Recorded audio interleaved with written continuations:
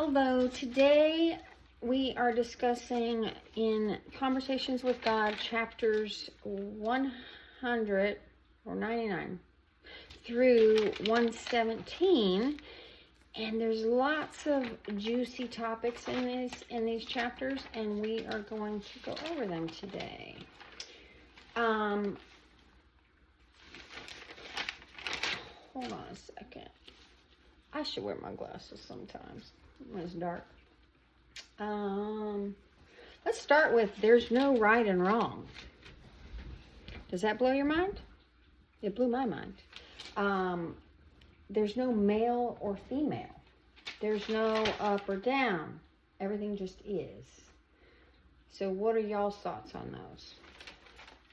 I think people always are human beings look in polarity versus there being like one source being God, and that we're all part of Him. It's just like if it was like, say, if you had a dog and every strand of hair on that dog, it's all a dog. So. David? Not sure.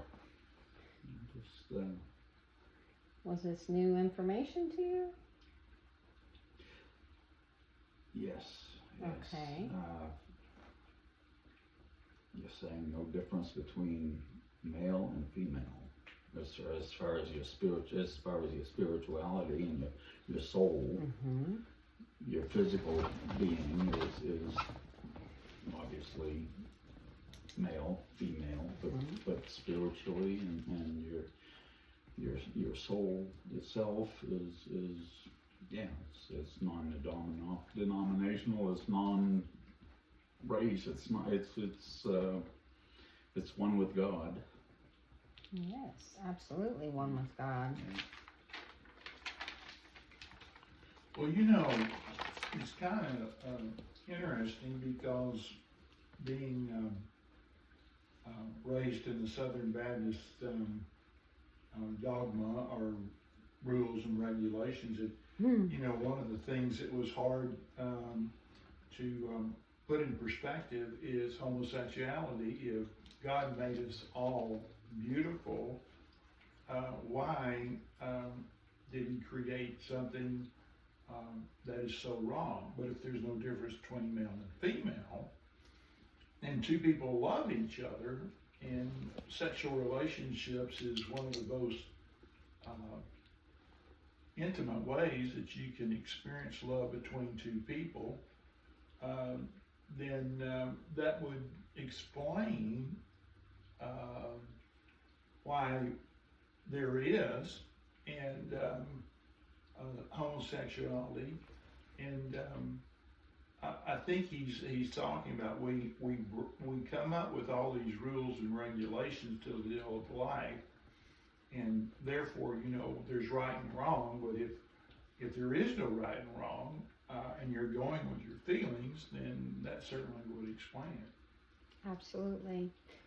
I recently had a revelation because, again, I too was brought up in the Christian faith, Southern Baptist, the example, and I was taught that's bad, that's bad, that's bad. But if God is love and God resides in all of us, love doesn't hate. It's the opposite. So God can't hate anybody. He can't hate you for your sexual preference. He doesn't care about your sexual preference. God is everything because God wanted to experience everything. And to experience everything had to become more than just pie and sky. And that's what we are. We're individual expressions of God. I like this. This is something that blew my mind. Like, imagine your hand being God and your fingers being the people. Like the little church and the people in the steeple. It's like we are all part of God. We all have the Holy Spirit inside of us because we are part of that Trinity. Our mind, body, and spirit is no different than Father, Son, Holy Ghost. We are one and the same. And I know that comes as a shock to a lot of people. And I've come to understand it as you need to just love your neighbor as you love yourself. Judge not, lest ye be judged. What does that say? So if the God that created us tells us to judge not, lest ye be judged, God doesn't judge us either. So there is no right or wrong, because it's all just for the experience of life, to experience it. You're not going to screw it up, can't get it wrong. There's so much in this. I wrote so much stuff down. Anybody else say something real quick while I'm looking? Well, when I was in boot camp, the drill instructor, a recruit got in trouble, and he had to stand in front of a mirror and say, "You're stupid," and then point back and say, "I'm stupid," and then "You're stupid," and then, but it makes sense in the sense of like what we're talking about. Like if you're basically talking down to someone else, it's like guys talking down to himself. Like all out there is a mirror for us. There's nothing but our own growth.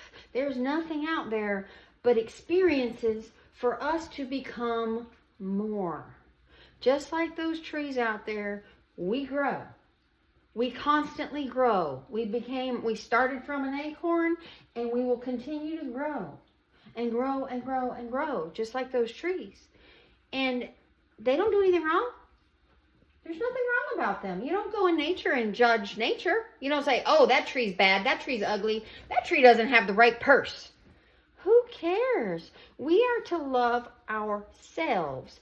And when we truly love ourselves, that's when we see love in everybody else. But if we hate ourselves, if we judge ourselves, if we don't like this or that or the other, we see that in the world. We see people, they will come to us, those people that hate themselves, and then we'll see ourselves in them. We can either learn from that or we can grow from it. And we're meant to grow from these experiences and these things and these people that cross our path. We're not ever meant to just judge them. We're meant to receive and grow. Receive and grow. It's like food. We receive and grow. And sometimes we lose our leaves. Sometimes we don't eat food. But we always grow until we're not. And then we just change forms and grow somewhere else. Something else. It's pretty profound. And it's totally different than what I learned growing up. Hence the importance of loving yourself. It's so important. And most people don't.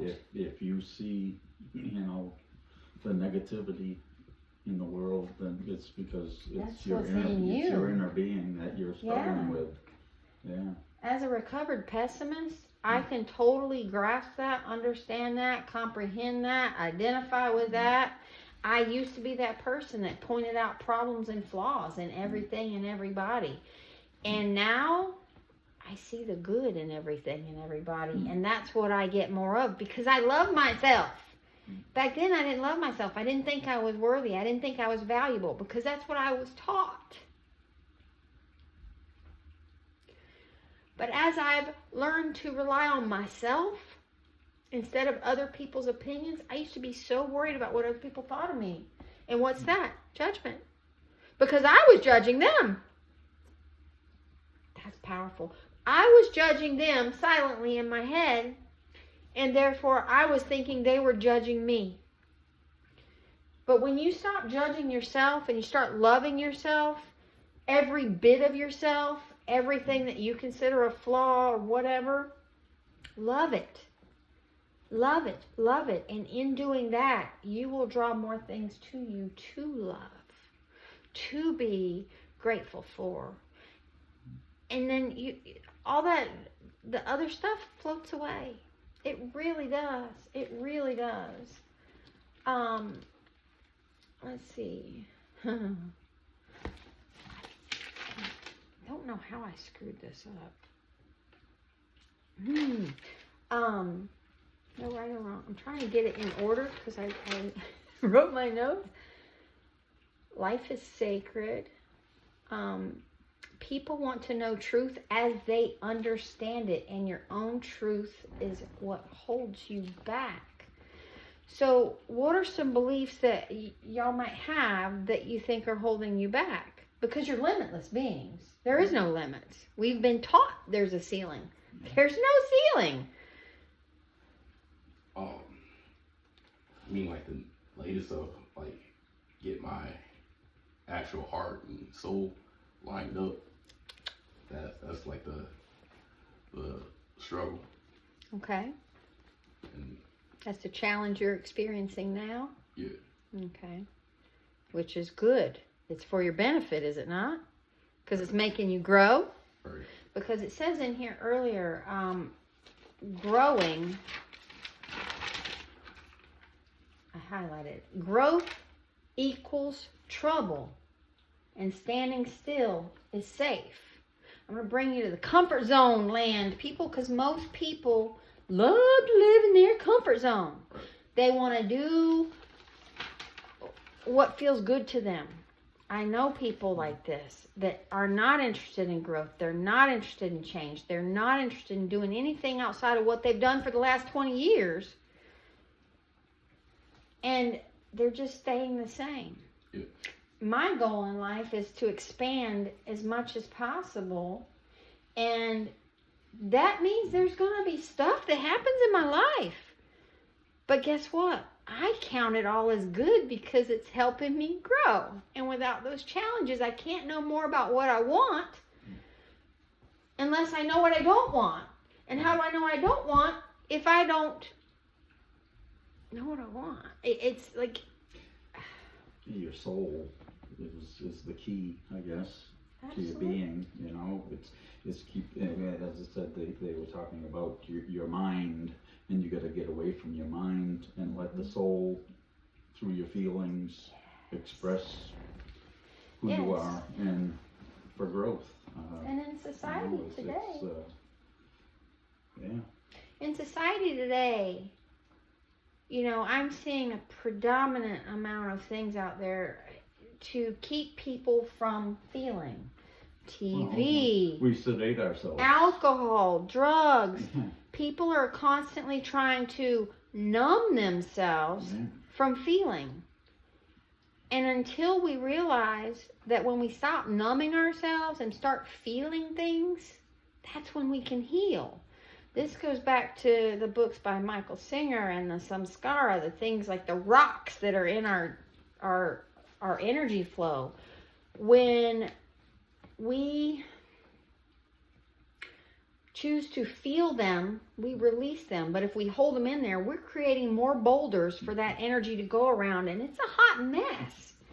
It's much easier to feel it and let it go. And I personally have been somebody that feels my whole life. I have felt everything since I was little. Good, bad, and different. And I show it with my eyes. I don't care what people think. I used to. But feeling is where it's at. Feeling everything is so important. That's why I'm a proponent of journaling, because that's a private way to feel stuff. Get it out. You can rip it up, whatever. I've got journals everywhere because it's important to get those things out. It's important to feel when somebody's done something or whatever. But your soul speaks to you with your feelings. And that, I wish everybody understood that. One of the things I've been listening to is it was talking about your feelings. People don't, like, basically they let certain things bottle up, and then they don't release it in a sense of like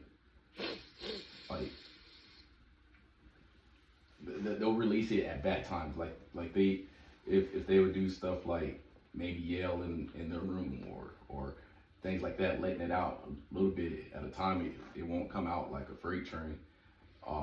at the wrong time on somebody else that probably didn't really deserve it at the time. Yeah, like, it's talk about reaction, and that, if we don't deal with that stuff inside that we're stuffing and burying, people pleasers. That's what people pleasers do. They stuff their own feelings, say, I don't want to do this, but I'm going to do it because it'll make them happy. But you don't want to do that. You're telling your feelings you don't matter. You're telling yourself you don't matter. You're not important. They're more important than you. The narcissist is looking for you. I've had plenty of experience with that. I'm just going to leave that there. And I used to, in that period of my life for 12 years, I buried so many feelings to try to make somebody else happy. Yep. And in the end, Been there my whole life. it didn't work anyway. Yeah. And now that I'm free from that, God dang, it feels good. Yeah. And now I'm in a relationship that is, he does what he wants, I do what I want, and it is a beautiful mesh of people being who they are and loving each other for everything. If I have something I need to say, we say it. There's no judgment. There's no denying your feelings. There's no dismissing your feelings, which is what the narcissist does. They dismiss your feelings and make theirs more important than yours. And they make you feel crazy. Well, that's something, because narcissism is alive and well in this world more than ever before because of social media and just I think it's grown exponentially. It's I don't know, but there's something here that it's just like whenever you shift your self in to get more in line, there's a different paradigm here. We're always taught or think that I'm separate from you and you're separate from me, but there is no separateness. Yeah. So how do you approach life? Is all things? This is nothing but a tapestry of interaction. Is all it is. Yes. So the question is, should there even be relationships as we know it? Should there be marriages as we know it? Because all of that, as we're taught, brings to have restrictions. So does it make sense that we're in a relationship with everybody? I'm in a relationship with you because we're connected. So why place any more importance? For example, marriage, right and wrong. you're taught that you need to be faithful sexually. Yeah. But if that is an expression of love, those people that are in supposedly marriages, that are in open relationships where they go and when they have a interaction with someone that they like or love, it's okay. So it seems like those people may be a little bit more closer to the truth than what we're taught and going to every Sunday. Yeah. Absolutely. Brought up with guilt, guilt. I mean, that's the Catholic religion. Oh, don't get me started on that. And all of that, for people that are single. Yeah. Makes them feel pressure. Should we get married? Mm. If we're single, should we have relationships? Because we're in relationships with everybody and we're married to everybody. Yeah. That is that's a different paradigm. And there are those people that are sexual and they have sex with everybody.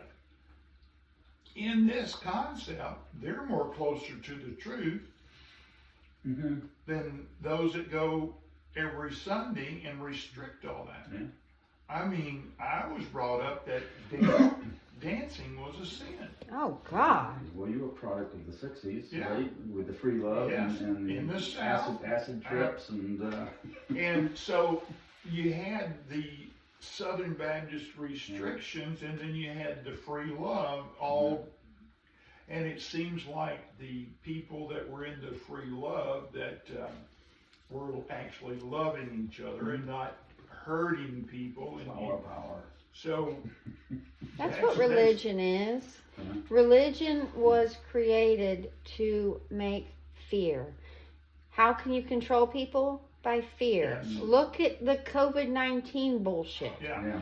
That was all No, fear. It that was was- propaganda to teach, Yeah. to show us, oh, you have to, to get them to do, get people to do something. And that's all it was for their agenda. But that's what religion is. That's what it does. I mean, that's a whole nother topic. But I think religion is just another part of the experience. it is. Because it's like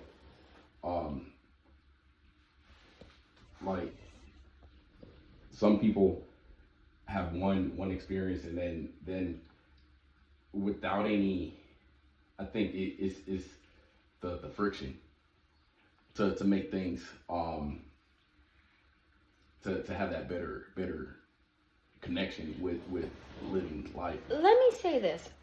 You know, when I started going to church as an adult, I had something that brought me there. And my soul felt good there. And until it didn't, you know, as I started growing and learning, I realized I don't need to go somewhere and worship somebody, A. B, why am I worshiping somewhere where nowhere in the Bible does it say worship anybody? Show me that. I want you to show me where it says you must worship me. No. And the Bible was rewritten in the 300s by Constantine to instill fear and control the people. But if you look at all the other sacred texts and words back through the millennia, it has all been the same message. Love, treat others as you want to be treated, respect others as you want to be respected. It's that same method through all of them, but the religion throws that fear aspect in it. If you do this wrong, you're going to be judged. You're going to hell. There's no hell. There's no right or wrong. And if somebody wants to be religious and that makes them feel good, by golly, do it. If somebody is polyamorous and they're married, if that's something that you both agree on, go for it. If it makes you happy. If it doesn't, then don't do it. You know, I have a friend that's been married 20 years. They have 5 children. They're very much on swingers, but they very much love each other. And that is their choice. You know what I'm saying? Is it my choice? No. I believe that relationships help you grow, and it takes somebody to be close to you, at least for me, to be able to tell me, hey, you know, that's not quite right, you know, about behavior or actions or whatever. It takes somebody, iron sharpens iron. It takes relationship to learn and grow. We cannot grow if we're by ourselves because we always think we're right. Nobody's ever calling us out. I got called out the other day by my man, and I'm like, wow, thank you. Thank you. Because it really made me realize that I was doing something that I didn't want to do, but I didn't realize it until he called me out on it. And it's like, oh shit. You know, but that's what a committed relationship does. Now, do I think that marriage is the best choice now, is being divorced? I used to think that that's what I needed to do. I mean, we even waited to have sex before we got married and all that stuff. But now that I'm out of it, I don't know that I want to commit myself for life to somebody else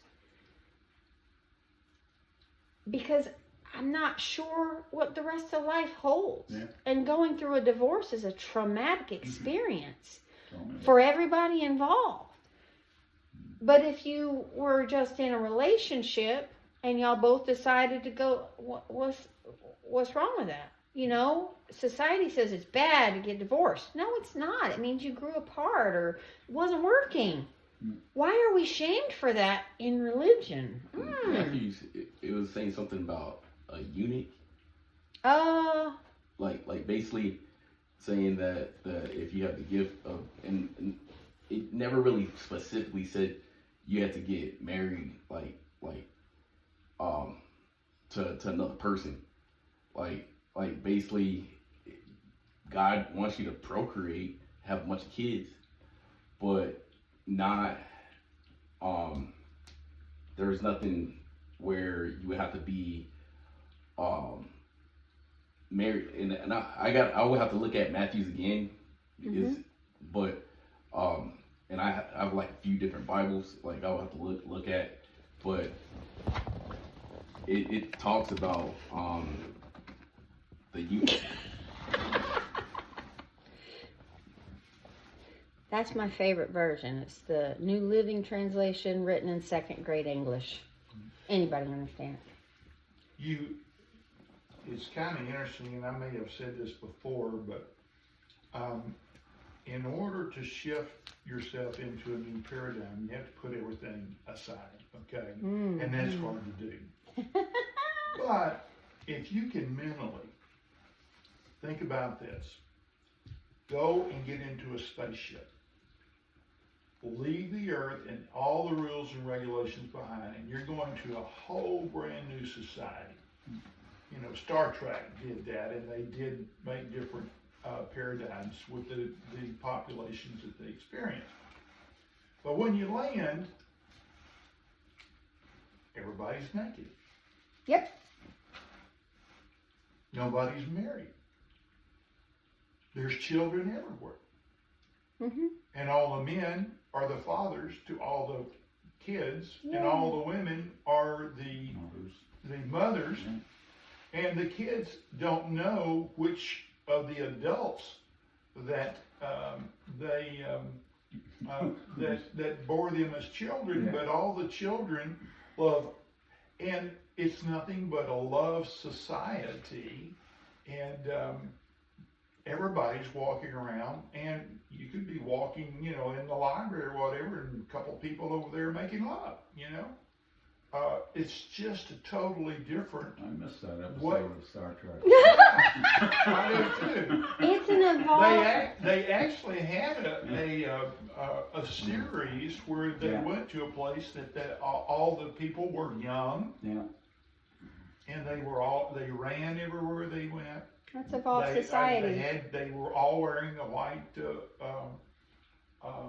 clothes, so that there was, you know, no judgment or anything like that. So that would be interesting. And you know what would prohibit us, that if we all run across a like-mindedness, that I guess they have different communities that you can go and join that focus on a certain area, but I'm not sure that I've ever heard of one that's that open to everything. And if I understand what's being said here in this tape series, I get the impression that could be that society that I landed in that spaceship would match more of what's being said here than anything else. Absolutely. And how we get so caught up. But yet, how do we do this? Because we're not in a spaceship, we're here. So we just have to turn, I guess, loose and let go of all of the things that we've been handed. I've been handed some well-meaning things by well-meaning people that are just have destroyed my life. Yeah. But did they destroy your life? Well, it's a person. No. I'm talking about the people didn't. It's the things that I was handed and put into practice. Yeah. It's those sort of things that go against what's being said here in this You're around people that are building you up to be a more of a person, Right. more. And even you got though- other people that suck the life out of you. Yeah. You know, I mean, it's. But he was talking about in a previous series where, you know, don't do this, don't do this, don't do this. And oh, by the way, I love you. So there is a lot of contradictions that are there. It's kind of interesting too, when I brought this up to some religious people. You have the Old Testament and the New Testament. The Old Testament is the Jewish law. And Jesus said, we're no longer under law, we're under grace. So the New Testament is an expression. And why the Bibles have the Old Testament in it? Why should it? To show you the difference. Well, the thing is, the difference is in the New Testament. Because if you think about this, half the people that wrote what was in the New Testament never knew Christ at all. And that's why I think there's a lot of things there. It was hard to turn loose and let go that the Bible was an inerrant artwork, release of the Word. I kept asking. I'd asked my Sunday school teacher, I said, well, what Jesus said, was it important? Oh, absolutely. Well, why didn't he write anything? Don't know. So he was going around speaking the truth so that it would wake up In parables. in our step. The truth is in us, not what's in the Bible so much, because he's saying that we are Christ.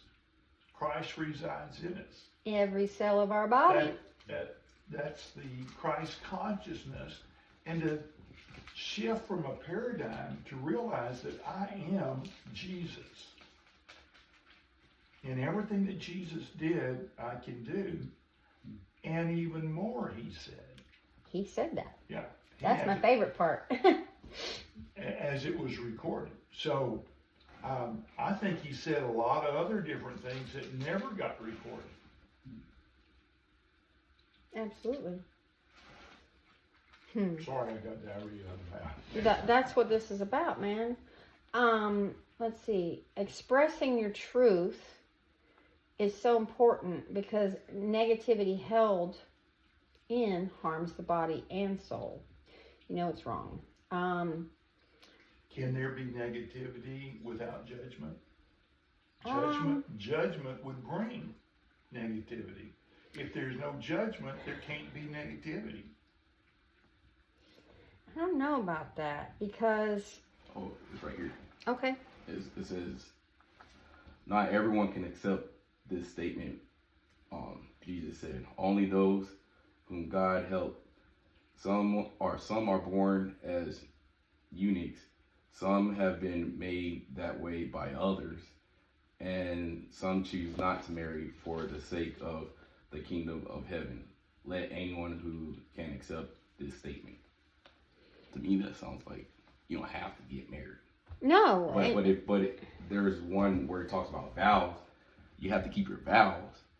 If you choose that. If you choose to get married, then that's right here. It's like, again, you have heard that the law of Moses say, do not break your vows. You must carry out the vows you have made to the Lord.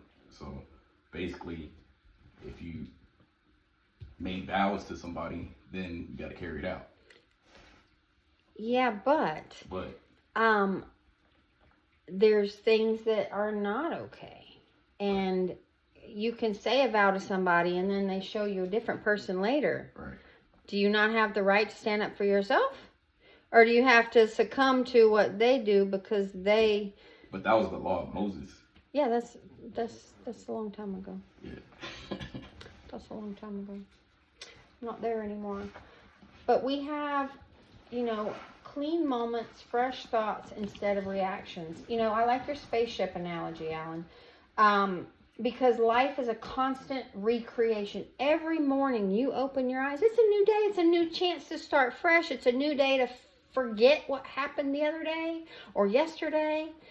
And that has been so instrumental in my growth and my healing. Every morning I wake up and I sit and tell myself how awesome I am, how all my problems are already solved, how everything is coming to me, life is beautiful, and I am whole, perfect, strong, powerful, lovely, harmonious, and happy. And I say that to myself for probably 20 minutes before I get out of bed. How many people do that? Probably not very many. Not many. Try to. Most people plan out their day, figure out the problems, or work on the problems. They don't have solutions because they're working on the problem. Whatever you focus on, you have. I focus on solutions. I'm a solution girl. I like solutions. There's a solution to every problem. Yet we tend to focus on the thing from yesterday or that diagnosis from yesterday. If you continue to identify with the diagnosis that you've been given, you will continue to have that diagnosis. But if you wake up in the morning and say, I am whole, I am perfect, I am healthy, I am grateful, those things have to come to your life. And things will happen to get you there. But if you keep saying, I'm sick, I'm diseased, I'm poor, I'm broke. And I had to recover from all that stuff. I used to be, I used to say I'm broke. I learned it from somebody else who's married to. And I learned now I had to get out of that relationship and reframe my thoughts and be good with where I am instead of saying those words. No, I'm abundant. I had lunch today. I have food. Look at my house. I got a beautiful home. I have an amazing son. I'm very abundant. And when we focus on the things that are good in life, those bad things and there's no good or bad, but those things that were less desirable fall away from us effortlessly. When we get out of the way and let God work, that's the whole thing. That's what being in the present moment means, is being in a place where the past doesn't matter, the future's not here yet. You're here. You're enjoying the present moment, which is a gift. Presence is a gift. And yet we tend to take advantage of it because our mind only describes, compares, and measures. That's all our mind does. Think of something else it does and I'll give you a cookie. It measures, compares, and describes. That's all it does. So that's why meditation is so important, because you're shutting that down and you're allowing something other than measuring, comparing, and describing to come in, to be filled with, to allow. And I want that for everybody. I want people to realize they're creating their life. You can be reactive to your life or you can be creative with your life. Same letters, different order. And it is so powerful when we know that everything's working for our benefit. Everything's working for our good. And when you have gratitude in the contrast of what you want, and it really bothers me when people say, I want this. Well, you'll never have it. But I used to say that. But now I don't say that. You'll never hear me say, I want this. I might desire it, but I'm not going to want it. But I don't focus on the fact that I don't have it yet.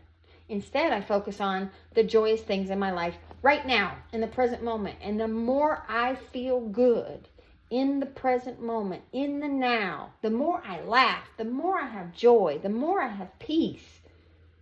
All that stuff that I want comes naturally because I'm not fighting it.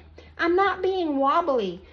That was something that really hit me, because you can't be wobbly. You got to make a decision and stick with it. Stop, you say, I'm going to do this. Well, do it. Instead of, I'm going to do this. Oh, it's hard. I'm going to go over here. Oh, that's hard too. I'm going to go over here. You never get momentum going with any thought or idea or anything that was given to you as a gift for you to pursue, because it wasn't working fast enough for you. But if you work and just be in the present moment and be grateful for everything. Be grateful for everything, the good and the bad, whatever your perception is. Everything that you desire and more is yours. I've experienced it in my life even before I didn't know what I wanted. The dreams I had as a kid. I'm living my dream right now. I really am. And there's so much more that's coming I'm in the process of. But right now, I'm living my dream. I have a beautiful life. I'm a stay-at-home mom. I'm grateful for that because I'm able to be with my kid when he wants to be with me because he's 16. But anyway, but when we have that, less and less as time goes on. yeah, but when we have that peace in the present moment, that shit from yesterday don't matter. That argument the other day doesn't matter. That person that cut you off in traffic the other day doesn't matter. That was in the past. And in the Bible it says, told Lot's wife, don't look back. It's the only time she's mentioned in the Bible. Don't look back or you'll be a pillar of salt. And what did she do? She wanted to look one more time at the past. Yeah. What was behind her. And she turned into a pillar of salt. Because that's not where we're going. We've got to stop reacting from the experiences we've had in the past and wake up every morning fresh and new. If you could wake up every morning on a fresh slate, fresh piece of paper, nothing on it, instead of this person hurt me, that person hurt me, I don't have this, I don't have that, this is broken, that's broken. That's your truth that you're going to continue to live if you keep focusing on those things. And I know people that focus on those things and they have miserable shit lives. Yeah, you bring it into another day. Yeah, you're just following, you know, drama and it's just not worth it. And also talked about authenticity and truth. You know, if you're surrounding yourself with people that you can't be yourself around, those aren't your people. And if you think they're your people, I just had another experience. Life is always teaching me stuff. If you're surrounding yourself with people and you see that they're different than you in some ways, but you still love them, but then there's something that you have to speak truth about. It's like, at that time, I couldn't hold my mouth in because what they were doing was harmful to themselves and somebody else. And it just came out. And these were things before that I would have not said anything. But that day, I had to say something. And guess what? It's cost me a friend because she's not willing to listen to the truth that I told her. She's taking offense to it. And I can't believe you did that. I told you the truth. And I that's what friends do. And if you don't be my friend anymore, that's okay. That's fine. That just means I've evolved again. I've outgrown that. I don't look at losing friends, relationships. I don't look at that as a loss. I look at that as a growth, an opportunity. Because I know whatever's left me is in the rearview mirror and I'm not going that way. There's something better ahead because I'm an evolving being. I'm always going to be growing. I'm always going to be becoming. I'm never going to finish because I'm infinite. Infinite! We think we live 70 years. And the fact that they tell you in the Bible, this is your only life and then you go to heaven. No, heaven and hell have been in here. Excuse me. Ooh, that Chipotle is coming up. It was good too. But those are vibrations. Heaven is feeling awesome on this experience. Hell is feeling like shit in this experience. Anger, frustration, those are a little better than that. And hate's down here. Love, joy, peace, gratitude, all those things, kindness. What's the Bible say about those things? You can never have too much. Authenticity is one of those. The more authentic you are and you are expressing your full truth, that's when you're in heaven. It's not a place you die and go to. And I know people that have died that are back here who have had experiences. And again, you can't tell me it's not real. I met somebody else the other day. She was telling me how she died. She doesn't know how long. But when she was dead, she saw a baby that she had, and it died at a few days old. And she saw her grandfather. And I was like, and then she came back. And she that made her realize I'm not alone. They're still there. There's more. Yeah. There's so much more. But we've been told that you're going to go to this fiery, judgmental place and burn in all of eternity if you don't do this, this, and this right. Well, I'm here to tell you that's bullshit. It really is bullshit. They start talking about that with the Catholics. When they start talking about the like Dante's Inferno, that's where they start getting the whole brimstone and fire level of hell from. Southern Baptist is the king of the brimstone and the hell and the fire and the you're gonna go to hell. No, I'm not. I can be in hell while I'm here, in misery, in doubt, in fear. What's the Bible say? But Fear not. Fear not.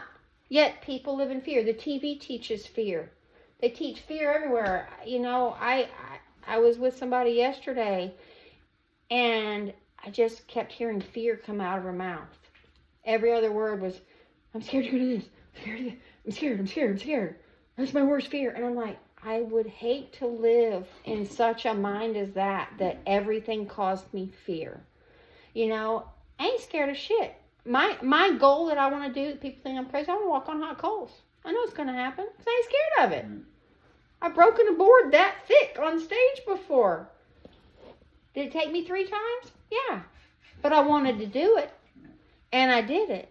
And once I changed my mindset about where the point was, I did it. That's all everything is a mindset. Because I hit that board the same way, but I kept hitting it, and my focus was the board. Until that lady said, focus, here's the board, focus back here. And then I went, because I didn't expect to stop there, I expected to stop back. So I had that momentum. Momentum is key to our life, and that's why staying on the same, if you make a decision, stick with it. You know, I just recently decided to do a 3-day fast. It's not something I would have chosen to do, but I felt, okay, I kept having things come in my existence that said that this is great. Yeah, I'd like to do 3 hours. And I did it. But I did it because I made a decision and I stuck with it. Yeah. Regardless of what came at me and who's like, do you want something to eat? No, thank you. I'll sit here and have my hot herbal tea with no caffeine. And water and hot water. And that's all I had for 3 days. Really? Yeah. You made it? I made it. Yeah. And I trimmed bushes yesterday and I played pickleball this morning. Yeah. And you just recently did that? I just Like finished 3 today. Days? 3 days? Yeah. Oh, that's what the Chipotle. yeah, I just finished this morning at noon. I was in Chipotle. At Chipotle. Yeah. It was so The good. Golden Corral. Oh, there you go. No, I wanted some good food. David was like, why don't you go? I'd go to McDonald's. I said, I don't eat that on a good day. Why would I eat it after I just cleansed my body? I wanted to put good food in my body. Mm-hmm. I put, peppers and onions and lettuce and meat and beans, all these real foods. Mm-hmm. Not something processed. Not something that was junk. Poison? Good for you. Poison? Did I tell you how they made the potatoes? The French fries? Oh, I don't even want to know. I already know. Oh. Their French fries are so toxic that they have to degas for like 80 days before they can be used. I'm like, no, I'm good. And the fact that they're not even potatoes. They get mushed up and added 40 other ingredients to and extruded and then fried. I'm not going to eat that. Sorry. I'm just not. Who does that? McDonald's. Oh. And that's why if you leave it fry somewhere, nothing will eat it. Like bacteria, nothing. It'll just be there. It won't decompose.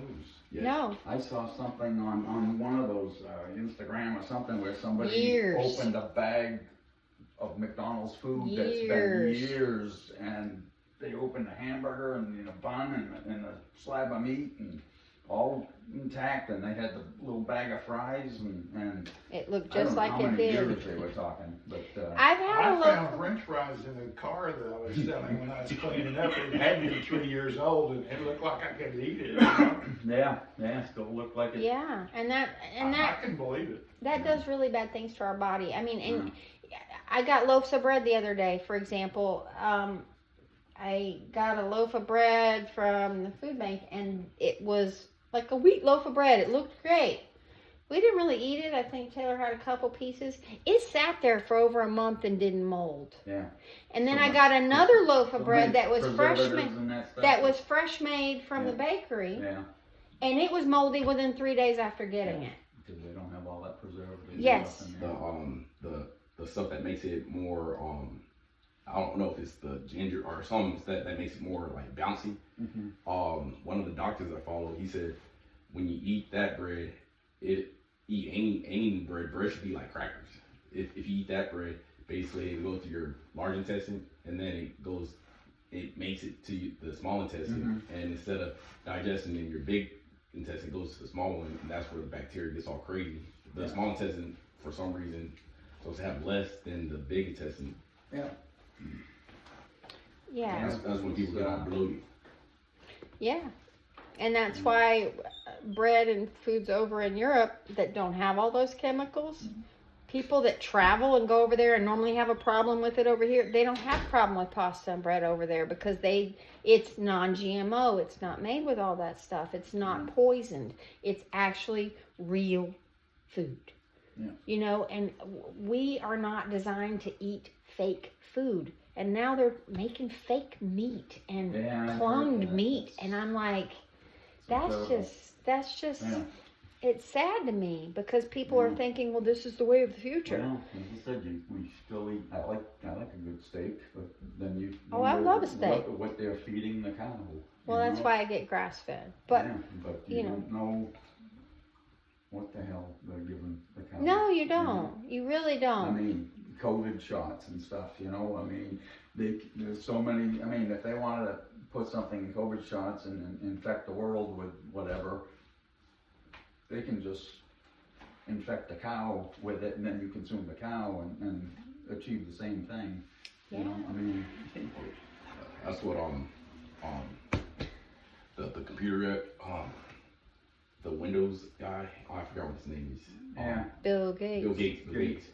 Like yeah, he's a piece the of rumor work. right now is like he's buying farms and then He is. It's not a rumor. genetically He is. It's not a He rumor. owns like the most farmable land. China the owns biggest tons land. of farmland Yeah. over in the U.S. Yeah. What does that tell you? Does that make you feel good and warm and fuzzy? They want to control what people have for food. But that's the best you know? thing. It's not because he wants to make more farmland and grow food. And, No. with they're- China having it, I think it'd be safer just because he's like talking about like changing the food, like Absolutely. make it where it like lettuce isn't really just lettuce. It's like a antiviral or something that'll change a person's DNA. Yeah, it's pretty sketch. But you know what? Power of life and death is in our tongue, and if we bless our food Yeah. and we have a good mindset about it, it will do us no harm. A snake bite won't harm you if you believe that it won't. Yeah. And although I've learned all this stuff about those foods and those things, I don't have fear when I consume something that's going to harm me because I know that I've blessed it and it's doing my body good. Right. But do I go out and eat that shit? No, because I have wisdom that's not a good choice for me. You know, I would rather have a better choice. Do I sit and drink soda all day? Hell no, because I know what it does to this body, regardless if I bless it or not. I just choose not to intentionally harm myself.